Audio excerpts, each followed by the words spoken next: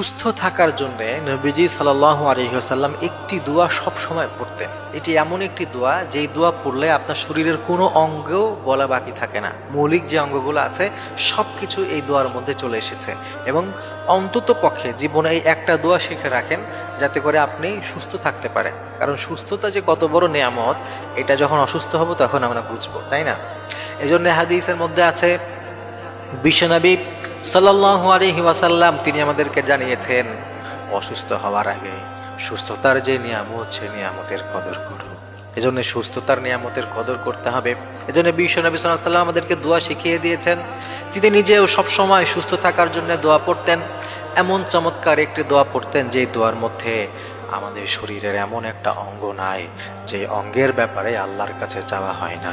সুবহানাল্লাহ পড়ে সব ব্যাপারে চাওয়া হয়েছে এমন একটি দোয়া।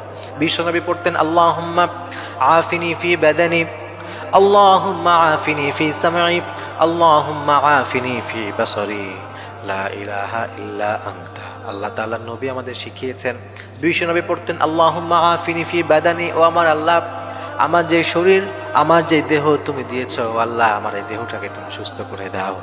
আল্লাহুম্মা আফিনি ফি সামঈ, ও আল্লাহ আমার শ্রবণ শক্তিটাকে তুমি সুস্থ করে দাও। সুবহানাল্লাহ। আল্লাহুম্মা আফিনি ফি বাদানি, আল্লাহ আমার শরীরটাকে তুমি ভালো রাখো, শরীরটাকে তুমি সুন্দর রাখো, সুস্থ রাখো।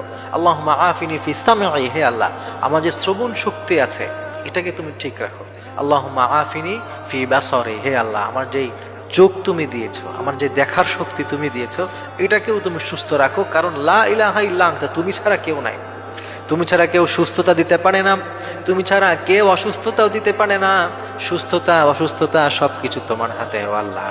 এজন্য এইটাকে বিশ্বাস করেই তোমার কাছে দোয়া চাই, তুমি সুস্থ রাখো।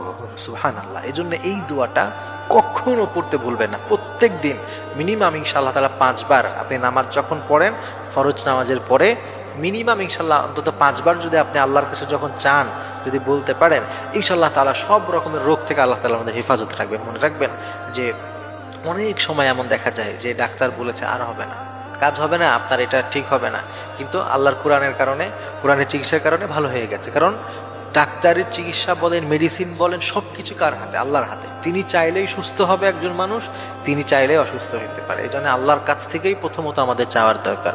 হ্যাঁ, আপনি পাশাপাশি দুনিয়াবি যে মেডিসিন আছে এটাও নেন, এটা তো প্রবলেম নাই, হাদিসের মধ্যে তো এইগুলো নেওয়ার কথাও আছে।